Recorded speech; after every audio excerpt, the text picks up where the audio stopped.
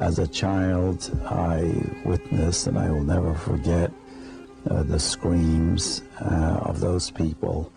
And one woman I remember who ran out and got shot by the Turks. The entire building burned and everyone in the building perished.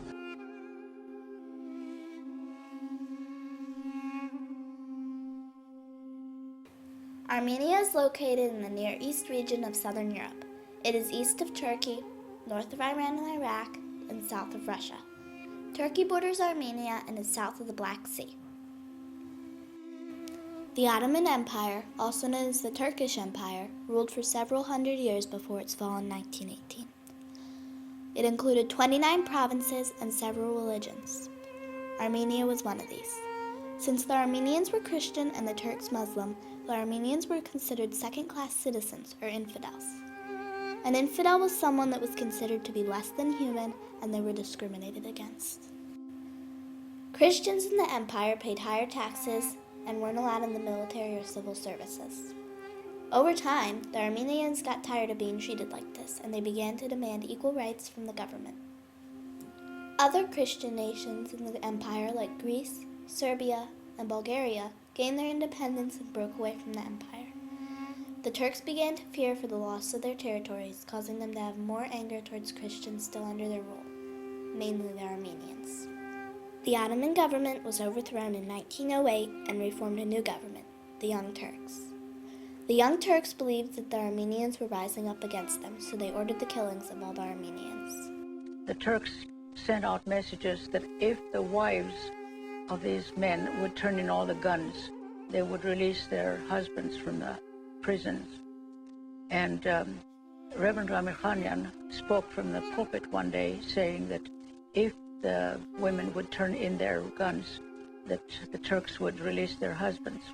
Whereupon Mr. Henry Riggs, the missionary, who was head of the colleges there, got up and said, if I were you, even if you don't have guns, buy them and turn them in. So many of the women bought guns and turned them to the government. Immediately, a message went to Constantinople saying that they had confiscated 1,000 guns from the Armenians who were rising against them. Consequently, they kept pushing that around, that we were rising against the Turks, which we were not. The Turks had completely disarmed the Armenians by this point, ensuring that there would be no future resistance. The Turkish government continued their plot to decimate the Armenians by ordering most of the men into work camps or into the Ottoman army as soldiers.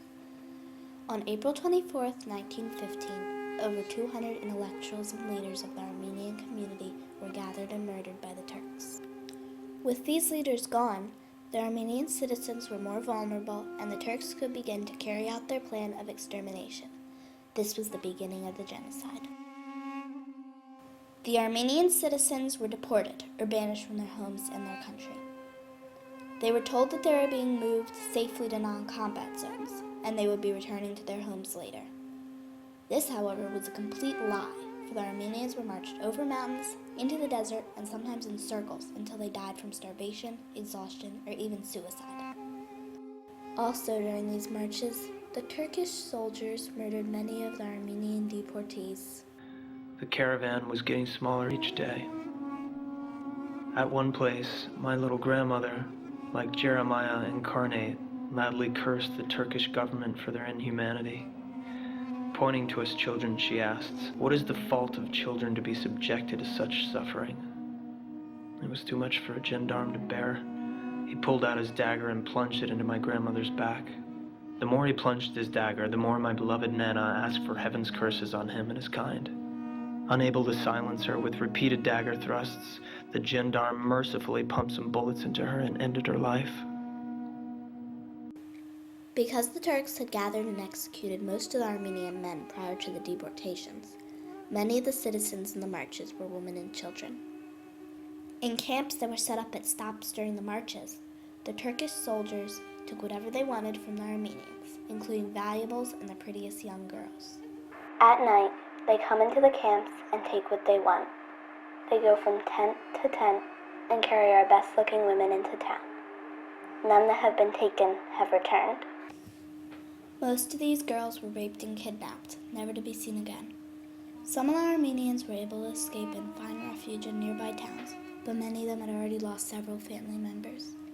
In all, over 1.5 million Armenians perished in the genocide from 1915 to 1918, before the Ottoman Empire fell during World War I.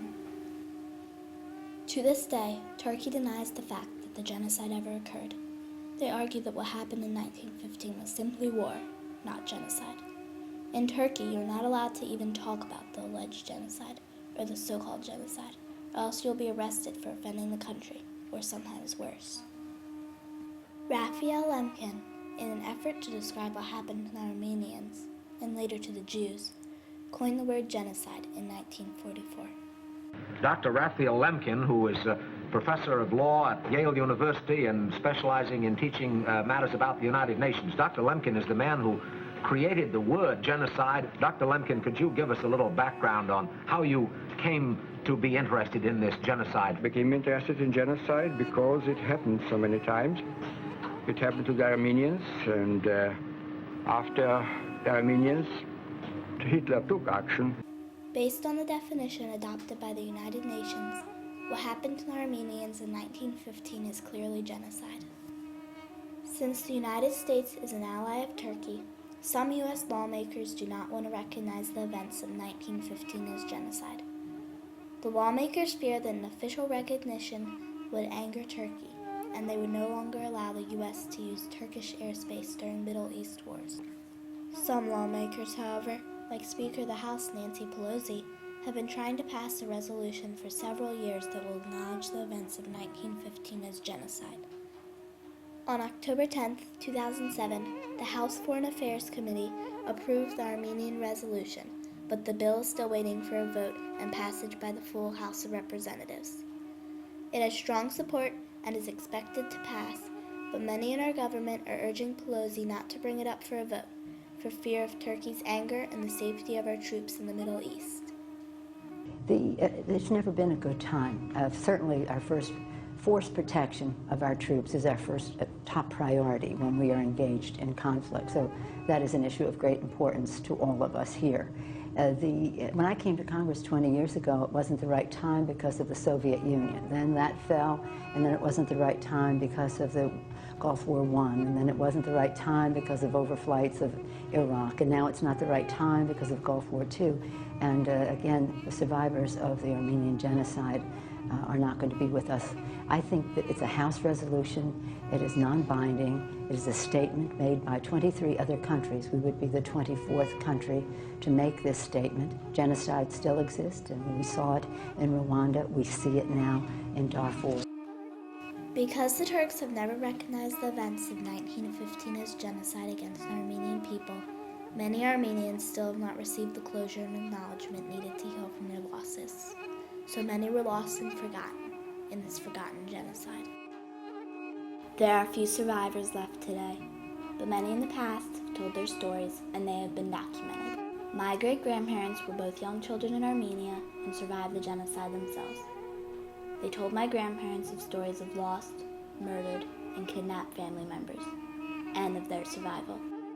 There are 135 memorials in 25 countries for the victims of the Armenian Genocide, including 27 in the United States.